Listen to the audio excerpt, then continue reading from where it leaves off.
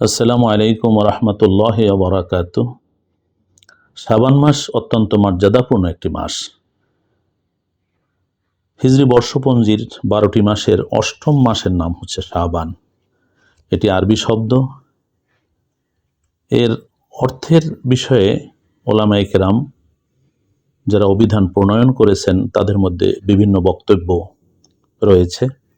যেমন আল্লামা বদরুদ্দিন আইনি রহমতুল্লাহ আলাই উমদাতুল কারি আলা শরহেল বুখারী এ গ্রন্থের উপরে বলছেন যে শাবান শব্দটি শাব থেকে উৎপন্ন, যার অর্থ একত্রিত হওয়া। অনুরূপ ইমাম সালাবা রহমতুল্লাহ আলাই বলেছেন শাবান শব্দটি তাশাগাবাত থেকে গৃহীত, যার অর্থ বর্ষণ করা, ছড়ানো, ছিটানো, শাখা প্রশাখা বিশিষ্ট হওয়া ইত্যাদি। বড় পীর আব্দুল কাদের জিলানী রহমতুল্লাহ আলাই তার গুনিয়াতুত তালিবিনে তিনি বলেছেন শাবানু খামসাতু আহরুফেন শিনুন আইনুন বাউন আলিফুন নুনুন ইন্না শিনা মিনাল শারফে ওয়াল আইনা মিনাল উলুবে ওয়াল বা মিনাল বিররে ওয়াল আলিফ মিনাল উলফাতে ওয়াল নুন মিনাল নূর। তিনি বলেছেন যে শাবান শব্দটির মধ্যে 5টি অক্ষর আছে, সেটি হলো শিন, আইন, বা, আলিফ এবং নুন।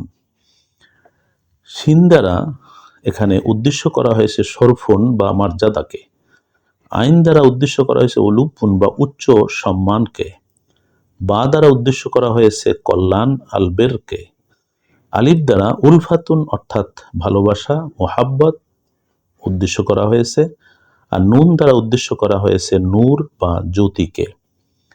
আর সম্মিলিত এই শব্দটির অর্থ এভাবে হবে যে এই পবিত্র শাবান মাসে যে ব্যক্তি ইবাদত বন্দেগী করবে আল্লাহ তার মর্যাদা বৃদ্ধি করবেন, তাকে উচ্চ সম্মান দিবেন এবং সে অনেক সওয়াব লাভ করবে, আল্লাহর ভালোবাসা প্রাপ্ত হবে, এমনকি আল্লাহর জ্যোতি বা নূর প্রাপ্ত হবে। সেজন্য এই মাস অত্যন্ত গুরুত্বপূর্ণ এবং অত্যন্ত তাৎপর্যপূর্ণ। আরও অনেক ওলামায়ে জম এবং অভিধানবিদগণ শাবান মাস সম্পর্কে গুরুত্বপূর্ণ অনেক বক্তব্য দিয়েছেন। তারা বলেছেন যে শাবান মাসকে এই জন্য শাবান নামকরণ করা হয়েছে যে এই মাসে যে ব্যক্তি রোজা রাখবে তার অনেক কল্যাণ ও রহমত ও বরকত অর্জিত হবে, যার দ্বারা সে বেহেশত লাভ করবে। আব্দুল কাদের রহমতুল্লাহ আলাই হযরত আনাস বিন মালিক রাদিয়াল্লাহু আনহু বর্ণিত রাসূল পাক সাল্লাল্লাহু আলাইহি ওয়াসাল্লামের একটি হাদিস উল্লেখ করেন। সেখানে নবী সাল্লাল্লাহু আলাইহি ওয়াসাল্লাম বলেছেন ইন্নামা সুম্মিয়া শাবান লিআন্নাহু ইয়ানশুবু লিরমাদান ফীহি খায়রুন কাসীরুন ওয়া ইন্নামা সুম্মিয়া রমাদান লিআন্নাহু ইয়ামাসুল যুনুব। অর্থাৎ যেহেতু রমজান মাস উপলক্ষে শাবান মাসে অজস্র কল্যাণ বর্ষিত হয়, সেহেতু শাবান মাসকে শাবান বলা হয়। আর যেহেতু রমজান মাস মানুষের গুনাহকে জ্বালিয়ে পুড়িয়ে সারখার করে দেয়, সেই জন্য রমজানকে রমজান বলা হয়। শাবান মাসের ফজিলত সম্পর্কে বেশ কিছু হাদিস বর্ণিত আছে। মা আয়েশা সিদ্দিকা রাদিয়াল্লাহু তাআলা আনহু বর্ণনা করেন রাসূল আকরাম সাল্লাল্লাহু আলাইহি ওয়াসাল্লাম বলেছেন শাহরু রমাদান শাহরুল্লাহ ওয়া শাহরু শাবান শাহরি ওয়া শাহরুল মুতাহহার ওয়া রমাদানুল মুকাফফার। মা আয়েশা সিদ্দিকা রাদিয়াল্লাহু তাআলা আনহু বলেন রাসূল আকরাম সাল্লাল্লাহু আলাইহি ওয়াসাল্লাম বলেছেন শাহরু রমাদান শাহরুল্লাহ ওয়া শাহরু শাবান শাহরি শাবানুল মুতাহহার ও রমাদান আল মুকাফফার।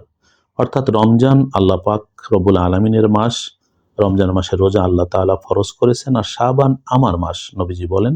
তাই শাবানের ইবাদত গুনাহ থেকে পরিত্রাণকারী আর রমজান গুনাহমোচনকারী। আবু হুরায়রা রাদিয়াল্লাহু তাআলা আনহু বলেন রাসূল আকরাম সাল্লাল্লাহু আলাইহি ওয়াসাল্লাম বলেছেন শাবানু শাহরি ওয়া রজব শাহরুল্লাহ ওয়া রমাদান শাহরু উম্মতি শাবানুল মুকাফফার ওয়া রমাদান আল মুতাহহার। শাবান আমার মাস আর রজব আল্লাহ তাআলার মাস এবং রমজান আমার উম্মতের মাস। শাবান মাস মানুষের গুনাহ মোচন করে আর রমজান মাস গুনাহ থেকে পাক পবিত্র করে দেয়। এই যে 3টি হাদিস উল্লেখ করলাম, এই হাদিস দ্বারা যেটি বোঝা যায় সেটি হলো এটি অত্যন্ত মর্যাদাপূর্ণ মাস এবং এ মাসের ইবাদত আল্লাহ পাক রব্বুল আলামিনের অত্যন্ত পছন্দনীয়।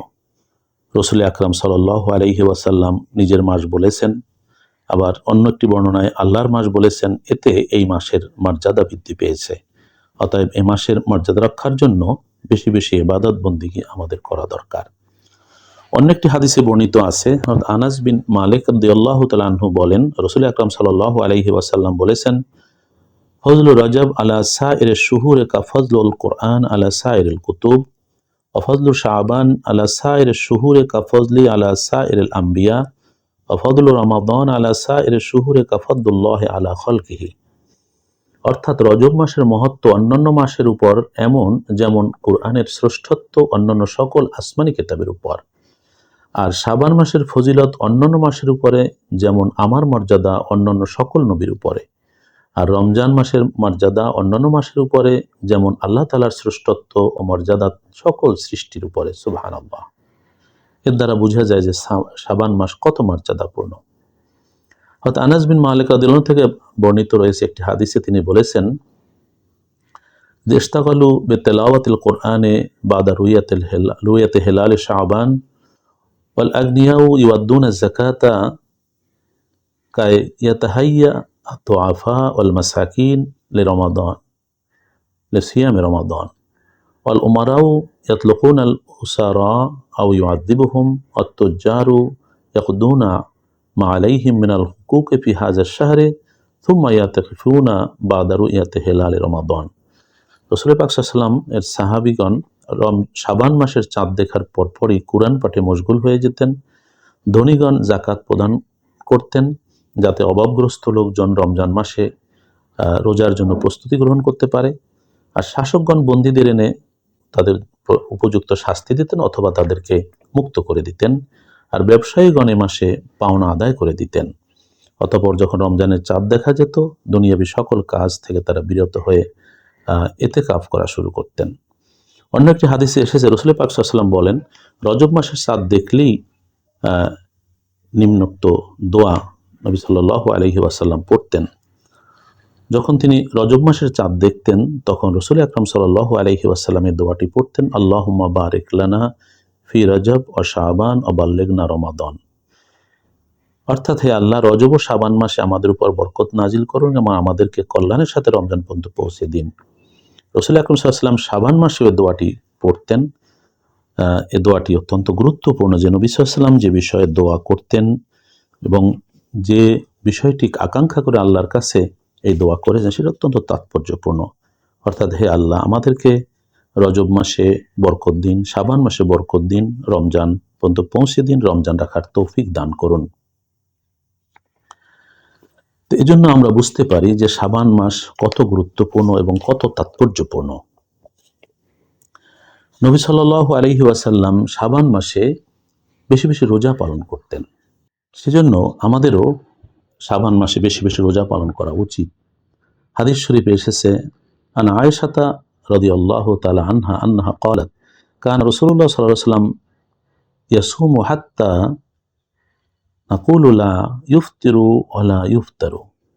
রাসূল আকরাম সাল্লাল্লাহু আলাইহি ওয়াসাল্লাম শাবান মাসে অনেক রোজা পালন করতেন।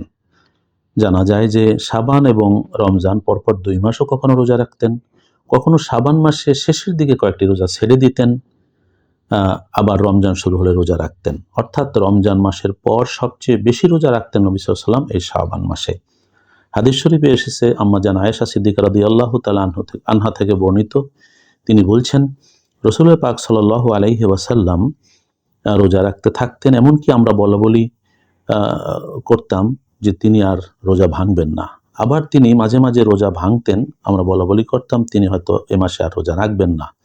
আমি রাসূল পাক সাল্লাল্লাহু আলাইহি ওয়াসাল্লামকে রমজান মাস ছাড়া অন্য কোনো সময় পুরো মাস রোজা রাখতে দেখিনি, আর তাকে শাবান মাস অপেক্ষা বেশি রোজাও রাখতে দেখিনি। অর্থাৎ রাসূল পাক সাল্লাল্লাহু আলাইহি ওয়াসাল্লাম রমজানের তো পুরোটাই রাখতেন, কিন্তু শাবান মাসে অন্যান্য মাসের তুলনায় অধিক রোজা রাখতেন। একটি হাদিসে আছে রাসূল পাক সাল্লাল্লাহু আলাইহি ওয়াসাল্লাম শাবান এবং রমজান 2 মাসেই পুরোটাই রোজা রেখেছেন। আন উম্মে সালমা রাদিয়াল্লাহু তাআলা আনহা ক্বালাত আন্না রাসূলুল্লাহ সাল্লাল্লাহু আলাইহি ওয়াসাল্লাম কানা লা ইয়াসুমু শাহরাইন মুতাতাবিআইন ইল্লা শাবান ও রমাদান। উম্মে সালমা রাদিয়াল্লাহু তাআলা আনহা থেকে বর্ণিত, তিনি বলছেন রাসূল পাক সাল্লাল্লাহু আলাইহি ওয়াসাল্লাম শাবান ও রমজান মাস ছাড়া অন্য কোনো সময় ধারাবাহিক 2 মাস রোজা রাখতেন না। হযরত উসামা বিন যায়েদ রাদিয়াল্লাহু তাআলা বর্ণনা করেন যে আমি বললাম, হে আল্লাহর রাসূল, আমি তো আপনাকে শাবান মাসের মতো অন্য কোনো মাসে এত অধিক রোজা রাখতে দেখি না। উত্তরে তিনি বলেন, এ মাসটি শাবান মাস, অর্থাৎ শাবান মাস রমজান ও রজবের মধ্যবর্তী মাস। অর্থাৎ এটি শাবান মাস, এর আগে গিয়েছে রজব মাস, সামনে আসতেছে রমজান মাস। রজব এবং রমজানের মাঝের মাস। অনেক মানুষ এ মাসের ফজিলত সম্পর্কে উদাসীন, অথচ বান্দার আমল সময় এ মাসে আল্লাহর কাছে পেশ করা হয়। এ কারণে আমি চাই যে আমার আমল সময় আল্লাহর কাছে এমন অবস্থায় পেশ হোক যে তখন আমি রোজাদার। সুবহানাল্লাহ। অন্য হাদিসে আসছে, মায়েশা সিদ্দিকা রাদিয়াল্লাহু তাআলা আনহা বলেন, রাসূলুল্লাহ সাল্লাল্লাহু আলাইহি ওয়াসাল্লামের কাছে নফল রোজা রাখার ব্যাপারে অধিক পছন্দনীয় মাস হলো শাবান মাস। মাঝে মাঝে তিনি শাবানকে রমজানের সাথে মিলিয়ে ফেলতেন। অন্য একটি হাদিসে বর্ণিত আছে, মায়েশা সিদ্দিকা রাদিয়াল্লাহু তাআলা আনহা বলেন, একদা এক মহিলা রজব মাসে নফল রোজা রাখার কথা বললে তিনি বললেন, যদি তুমি রমজান মাস ছাড়া অন্য মাসে নফল রোজা রাখতে চাও তবে শাবান মাসে রোজা রাখো, কেননা উক্ত মাসের অনেক ফজিলত রয়েছে। রাসূল আকরাম সাল্লাল্লাহু আলাইহি ওয়াসাল্লাম রমজান মাসের সম্মানার্থেই শাবান মাসে বেশি রোজা রাখতেন। যেমন আনাস রাদিয়াল্লাহু তাআলা আনহু থেকে বর্ণিত, তিনি বলেন, قال سئل النبي صلى الله عليه وسلم أي الصوم أفضل بعد رمضان فقال شعبان لتعظيم رمضان قيل فأي الصدقة أفضل قال صدقة في رمضان। আনাস রাদিয়াল্লাহু থেকে বর্ণিত, তিনি বলেন, রাসূলুল্লাহ সাল্লাল্লাহু আলাইহি ওয়াসাল্লামকে জিজ্ঞাসা করা হলো রমজানের পর কোন রোজা উত্তম, তিনি জবাবে বললেন, রমজানের সম্মানার্থে শাবানের রোজা সবচেয়ে উত্তম। আবার জিজ্ঞাসা করা হলো তাহলে কোন দান সর্বোত্তম, তিনি বললেন রমজান মাসের দান সর্বোত্তম। সেজন্য এই মোবারক মাসে, বিশেষ করে শাবান মাসে আমাদের উচিত বেশি বেশি রোজা পালন করা। এই আলোচনায় আমরা যেটি বুঝলাম সেটি হলো রাসূল আকরাম সাল্লাল্লাহু আলাইহি ওয়াসাল্লাম অধিক পরিমাণে রোজা রেখেছেন শাবান মাসে, সাহাবায়ে কেরাম রেখেছেন, উম্মাহাতুল মুমিনিন রেখেছেন, কারণ শাবান মাসের মর্যাদা রক্ষা করবার জন্য। যেহেতু রমজান মাস আসছে সেজন্য রমজানের অভ্যাস যাতে গড়ে ওঠে আগেই, সেজন্য শাবান মাসে তারা অধিক পরিমাণে রোজা রেখেছেন। অতএব শাবান মাসের মর্যাদা উপলব্ধি করে আমাদের উচিত বেশি বেশি করে রোজা রাখা, অধিক নফল নামাজ পড়া এবং পাপ পঙ্কিলতা থেকে নিজেকে পবিত্র রাখা। এভাবেই রমজানের পুত পবিত্র যে প্রস্তুতি সেটি যদি আমাদের সম্পন্ন হয়, আল্লাহর মেহেরবানিতে আমরা তাহলে রমজান মাসের পূর্ণ বরকত, রহমত, মাগফিরাত হাসিল করতে পারবো। আল্লাহ পাক রব্বুল ইজ্জত আমাদেরকে তৌফিক দান করুন। আমিন। ভালো থাকুন, নিরাপদে থাকুন, বেশি বেশি দরুদ ও সালাম পড়ুন। আসসালামু আলাইকুম ওয়া রাহমাতুল্লাহি ওয়া বারাকাতুহু।